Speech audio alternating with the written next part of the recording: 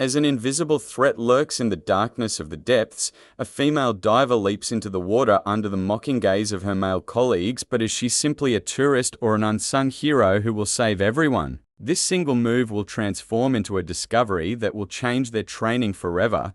The morning sun cast long shadows across Fort Bragg's parade grounds as 60 Special Forces candidates stood at attention, their combat boots scraping against the gravel in unison. Major Richard Carter, a bear of a man with 3 combat tours etched into the lines of his face, paced before them like a predator surveying his territory. At 6'2" with shoulders that seemed to block out the sun, he was the embodiment of everything the Special Forces represented: raw power, unshakable confidence, and a disdain for anything that didn't fit his narrow definition of a warrior. "Listen up, maggots." Carter's voice cut through the morning chill like a blade. "Today we're being blessed with a new tactical instructor. Though High Command thinks you need a female perspective on combat is beyond my comprehension." The snickers started low but grew as a petite figure approached from the administration building. Ellie Hogwarts stood at 5'4", her hair pulled back in a severe bun that emphasized the delicate features of her face. In standard issue fatigues that seemed to swallow her frame, she looked more like a lost librarian than a Special Forces instructor. Sergeant Mike Donovan, Carter's bulldog and right-hand man, leaned toward his buddy with a smirk that didn't reach his cold eyes. "Looks like they sent us a kindergarten teacher. Maybe she's here to read us bedtime stories." Carter positioned himself directly in front of Ellie, using his considerable height to create an intimidating shadow that fell over her completely. "Hogwarts, is it? Let me save you some time and embarrassment. Women are emotional creatures. They panic under fire. I've seen it in the dust of Iraq, in the mountains of Afghanistan when the bullets start flying. Female emotions override training every single damn time." Ellie's grey eyes remained fixed on some distant point beyond Carter's shoulder, her expression as neutral as a blank page. "I'm here to perform my assigned duties, Major." "Your duties," Carter sneered, his voice dripping with condescension, "are to stay out of my way while I train real soldiers. You can handle the paperwork, the equipment checks, the administrative nonsense, the things women are actually competent at." The laughter this time was louder, more confident, fed by Carter's approval. Ellie simply nodded, her hands clasped behind her back in perfect parade rest. "As you wish, Major." But as she turned to inspect the weapon rack, Carter didn't see the way her fingers traced the serial number on an M4 carbine with a familiarity that spoke of thousands of hours of use. He didn't notice how her eyes performed a constant, unconscious scan of the training ground, noting every blind spot, every potential ambush point, every field of fire with the practiced ease of someone who'd survived more combat engagements than he could imagine. The slight adjustment in her stance that positioned her back to a concrete barrier while maintaining visual on all exits went equally unnoticed, as did the way her right hand never strayed more than 6 inches from where a sidearm would normally be holstered.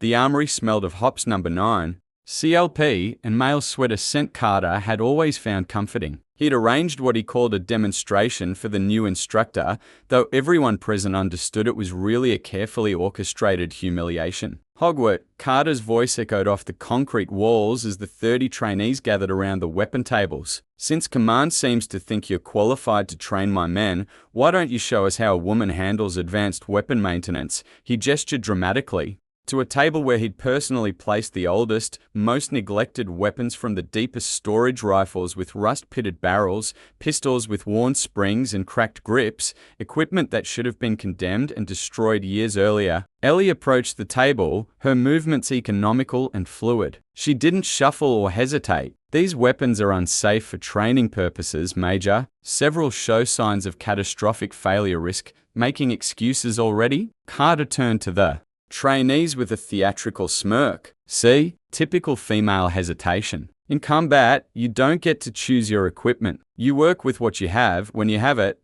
One of the M16A2s had visible corrosion along the gas tube. Another was missing its firing pin retainer. A third had a stock that had been cracked and poorly repaired with duct tape. Carter watched, expecting Ellie to refuse the challenge, to provide him with the excuse he needed to have her removed from training duty. Instead, she picked up the most damaged rifle, an M16 that looked like it had survived the Vietnam War and every conflict since. The bore erosion here indicates at least 12,000 rounds without proper cleaning. The The gas tube is completely blocked with carbon buildup. Her fingers moved over the weapon with unnatural precision, tracing flaws that shouldn't have been detectable without disassembly. And someone replaced the standard buffer spring with an inferior aftermarket part that's already showing signs of fatigue. Carter's smirk faded slightly, replaced by a flicker of annoyance. Lucky guesses from someone who's read the armory manuals, Ellie continued, her voice calm but carrying clearly through the suddenly quiet armory. This isn't luck, Major. This is the M16A2, manufactured in 1987 at the Colt factory in Hartford, Connecticut. The specific wear pattern on the bolt carrier suggests it saw extensive use in desert environments with high silica content in the sand, probably during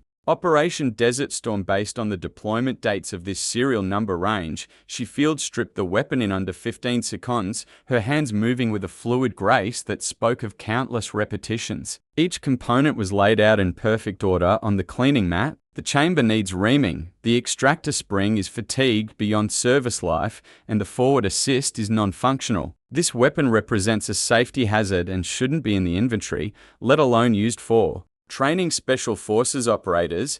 The trainees had gone quiet, the earlier sneers replaced by uncertain glances. Carter felt his face growing warm with a mixture of anger and embarrassment. Enough with the armorer theatrics. Anyone can memorize technical manuals. Let's see if you can actually shoot what you claim to understand. The firing range stretched out under the punishing midday sun, the heat rising in visible waves from the concrete firing lines. Carter had deliberately set up the qualification course at 300 yards a distance that challenged even his most experienced shooters, especially with the crosswinds that whipped across the open range. Hogwarts, Carter said, his voice loud enough to carry to every trainee clustered behind the safety line. Since you know so much about weapons maintenance, let's see your shooting qualifications. 300 yards, own sights only, standard qualification course. He handed her the same rusted M16 from the armory. Demonstration. And since you're so concerned about weapon condition, you can use this piece of junk you were so critical of. From behind him, Donovan chuckled loudly. Maybe we should get her some water wings and floaties too, sir. Don't want her to drown in all that confidence. A few nervous laughs followed, but they lacked the conviction of earlier mockery. Ellie took the weapon without comment, performed a swift but thorough function check, and loaded a single magazine with 20 rounds of the oldest ammunition Carter had been able to procure. The wind is gusting from the northwest at 12 to 15 miles per hour, Ellie noted calmly. Temperature 78 degrees, humidity 42%, barometric pressure 29.9 and falling. We'll need to adjust for both wind drift and the slightly lower velocity of this aged ammunition. Just shoot the damn target, Carter snapped, his patience wearing thin. All this talking isn't hitting anything, Ellie assumed the prone position, her body aligning with an almost unnatural stillness. The first shot cracked through the air, the report sounding slightly off. The weapon clearly hadn't been properly maintained in years. 300 yards downrange, the target remained visibly untouched. Missed, Donovan announced triumphantly. Looks like theory doesn't translate to practice. Ellie fired again, and again. 20 shots in controlled pairs, each report sounding equally anemic, each shot seemingly missing the target entirely as the paper silhouette remained stubbornly intact. Carter couldn't contain his satisfaction. As I've been saying, women don't have the focus or the physical strength for precision shooting. It's simple biology. Then the range safety officer's voice came over the crackling speaker system, confusion evident in his tone.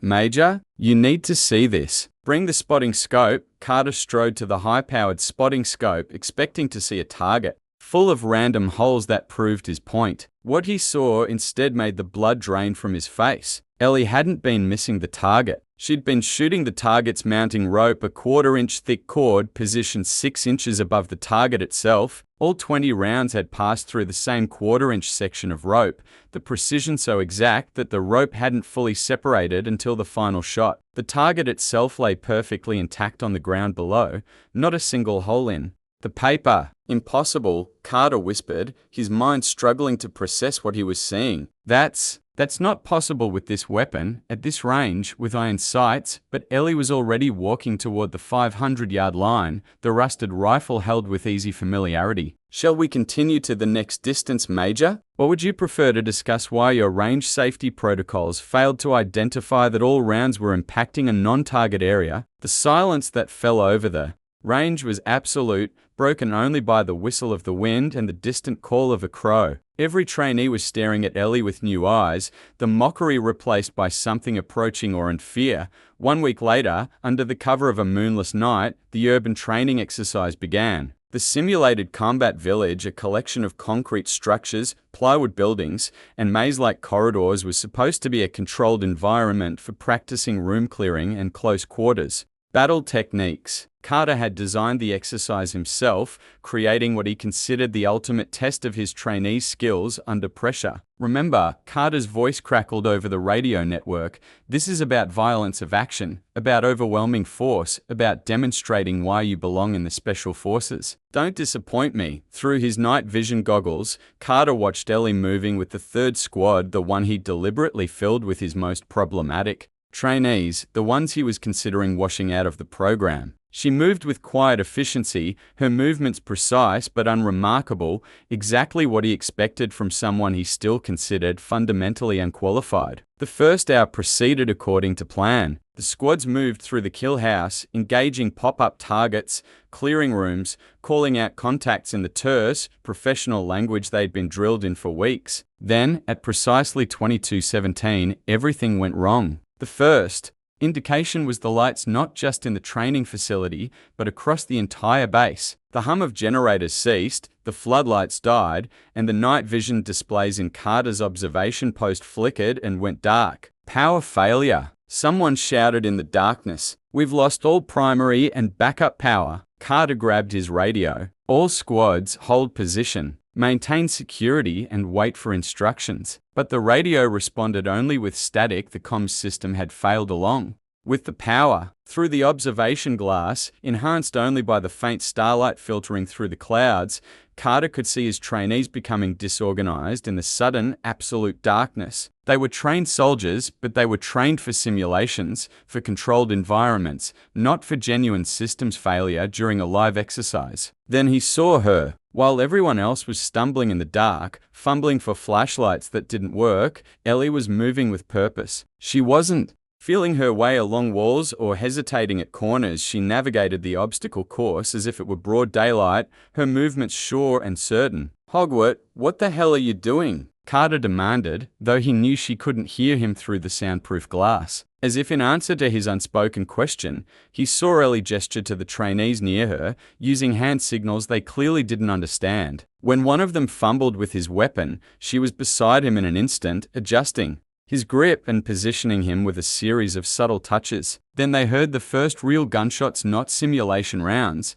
but the distinctive crack of live ammunition. 3 shots, then silence. Security breach. The shout came from somewhere outside the training facility. Hostile forces in the compound. All personnel, weapons tight. Repeat, this is not a drill. Panic spread through the observation deck. These were trainers, administrators, support personnel they weren't equipped for, or expecting actual combat. Through the chaos, Carter kept his eyes fixed on Ellie. She had gathered the third squad around her, positioning them in a defensive perimeter that covered all approaches. While the other squads were still trying to figure out what was happening, Ellie's group was already establishing fields of fire, creating overlapping coverage, preparing for a fight Carter hadn't anticipated. How does she know? Carter's question died in his throat as he watched Ellie move to a specific position behind a concrete barrier, her head tilted as if listening to something only she could hear. Then it happened. 8 figures emerged from the darkness,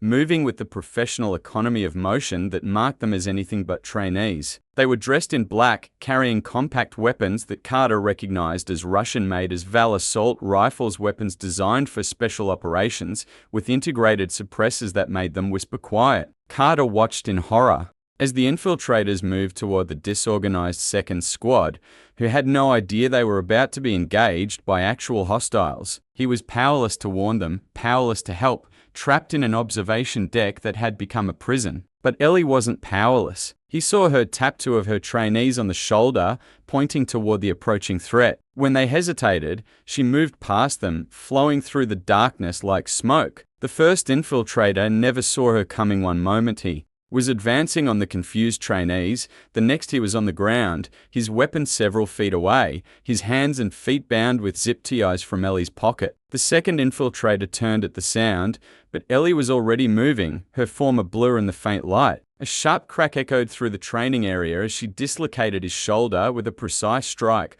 followed by the thud of his body hitting the ground. "Who is she?" one of the trainers whispered beside Carter, his voice trembling. Carter couldn't answer. He was too busy watching Ellie Hogwarts become someone else entirely. The quiet, mocked instructor had vanished, replaced by a warrior of terrifying efficiency. She moved between shadows, using the darkness as her ally, neutralizing threats with an economy of motion that spoke of years of training in actual combat. When the emergency lights finally flickered on 20 minutes later, powered by a distant backup generator, the scene revealed was staggering. All 8 infiltrators were restrained and disarmed. Ellie stood calmly near the center of the training area, not even breathing heavily, while around her the Special Forces trainees stared with a mixture of awe and terror. The security team that burst into the facility found no resistance, only Ellie waiting for them, her expression as neutral as it had been that first morning on the parade ground. General Thompson's arrival was announced by the slamming of car doors and the crisp sound of boots on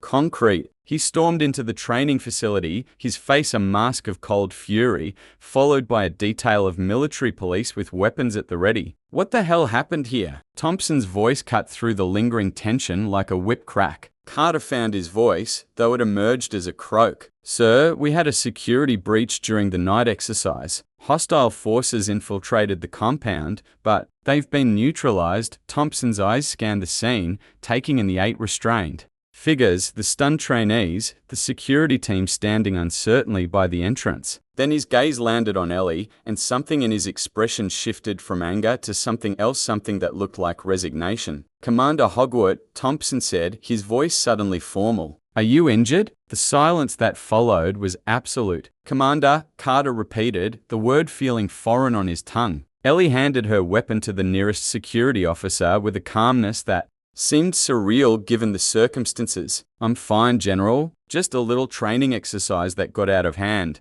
Thompson turned to Carter, his expression cold enough to freeze water. "Major, for the past 3 weeks, you and your men have been training under Commander Ellie Hogwarts, former head of Operation Shadow Hunt, recipient of the Distinguished Service Cross with 2 oak leaf clusters, the only soldier to successfully extract from the Iron Prison in Chechnya without backup, and the operative responsible for neutralizing the entire leadership of the Red Scorpion cartel in Mexico City." Carter felt the blood drain from his face so rapidly he had to steady himself against the observation deck's railing. Operation Shadow Hunt? But that was led by the legendary Ghost Walker. The operation, they said, was impossible. Ellie finally looked directly at Carter, and for the first time, he saw past the neutral mask to the cold fire burning in her grey eyes. "They called me Ghost Walker in the intelligence briefings, but my team called me the Widow, because everyone who came after us ended up dead." She rolled up her left sleeve,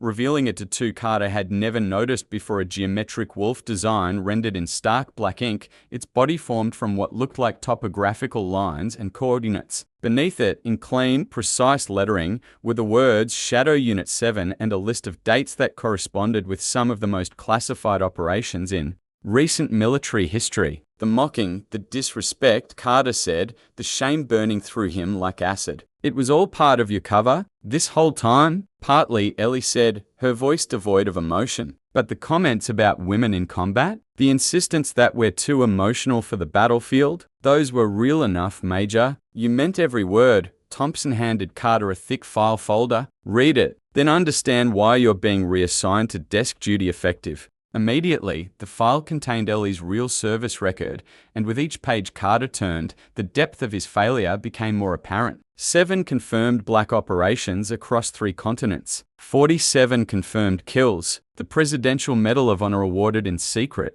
with no public ceremony. 3 Purple Hearts for wounds that should have been fatal. The woman he'd mocked for being too emotional for combat had more real-world experience than his entire training class. Combined, 1 month later, Carter stood before a new batch of Special Forces candidates in a different facility, his demotion to captain having been processed with brutal efficiency. The memory of that night at Fort Bragg haunted him, the shame of his behavior a constant companion. Today, Carter told the fresh-faced recruits, "We're going to talk about assumptions, about prejudice, about how the person you underestimate might just be the one who saves your life, while the person you idolize might get you killed." He told them about her instructor everyone had mocked, a woman who'd been written off as too emotional for combat, who turned out to be the most dangerous person any of them had ever encountered. He didn't use Ellie's real name or specific details, those were still classified, but he conveyed the essential truth he'd learned through painful experience. Strength doesn't always announce itself with loud words and aggressive posturing, Carter said, his voice thick with a regret that had become familiar. And sometimes, the qualities we dismiss as weaknesses are actually a different kind of strength altogether, the strength to remain calm when everyone else is panicking, the strength to think clearly when surrounded by chaos, the strength to be professional when others are being personal. That evening, Carter found a small, unmarked package on his desk. Inside was a challenge coin he'd never seen before, silver, with a geometric wolf emblem on one side and the words, "The quietest ones are often the most dangerous," on the other. There was no note, no return address, no indication of who had sent it. But Carter knew, and as he turned the coin over in his hands, feeling its weight, he finally understood that the greatest warriors aren't always the loudest ones in the room. Sometimes, they're the ones you never see coming, the quiet professionals who do their jobs without fanfare, without recognition, without the need for approval from those who will never understand what true strength really looks like. And in that understanding, he found the first semblance of peace he'd known since the night the lights went out at Fort Bragg.